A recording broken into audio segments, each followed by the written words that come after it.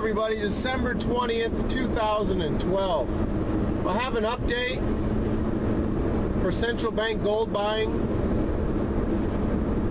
Back in August of this year, Brazil had 33.6 tons of gold that they had reported to the IMF. And with recent data, we now know that they have 67.2 tons. So in 3 months, Brazil has doubled their gold holdings. They acquired 1.7 tons in September, 17.2 tons in October, and 14.7 tons in November. Just to put this in perspective, if you saw the video of the Bank of England gold vaults, you see that one rack is 4 tons. So about 3.5 racks is what Brazil bought in November, and about 8 racks is what they bought over a 3-month period. So they have about 16 of those racks now. But I don't know if this was physical delivery. That's the thing with this. I don't know where the gold's coming from, and Eric Sprott doesn't know where the gold's coming from because he did a research report where he said that there's 2,000 tons he doesn't know where it's coming from into the market. So we don't know where the gold's coming from. I know Mexico said they didn't take physical delivery. I know that Australia has said that all their gold is being held in the Bank of England gold vault where it's safe.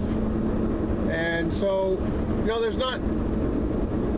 everything's not known as far as where the gold's coming from, but we do know that central banks are buying a lot of gold. We know there's a lot of currencies being printed up around the world. Japan, Bank of England, Federal Reserve's now going to print $1 trillion next year. And we're having a raid on the metals, which to me is a buying opportunity, like I always say. But, you know, I think of trying to explain to somebody, you need to get yourself some gold and silver, and, you know, inflation, trying to explain everything. And they say, well, silver's going down. Why would I want to be buying into that? You're like, well, it's manipulated. Oh, well, that's a conspiracy. So it's hard to explain the manipulation. I mean, people who watch this channel, most of you know what's going on. I mean, you know that when 50 million ounces hits the market in one day, back in October, I mean, reeks of manipulation. Or November, when 192 million ounces of silver gets slammed down in 10 minutes. I mean, that's 1/4 of world production. You don't have 1/4 of the world production hit the market in a, you know, in a fair market, regulated fair market. It's a manipulated market that